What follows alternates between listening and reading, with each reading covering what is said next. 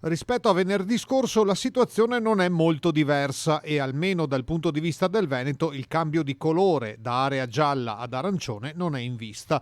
Lo ha detto il presidente della regione Luca Zaia, che si è riferito alla tenuta del sistema sanitario e dei ricoveri. Per noi sostanziale tenuta del sistema, ve lo voglio sottolineare, non significa solo gestione dei Covid, anche una gestione parallela di quegli 8.000 pazienti non Covid. Quindi fondamentalmente oggi siamo nella condizione di dire di avere una situazione sotto controllo. Ad oggi quasi il 54% dei medici di base sta facendo tamponi. Dei 3.007, 1.618 fanno tamponi.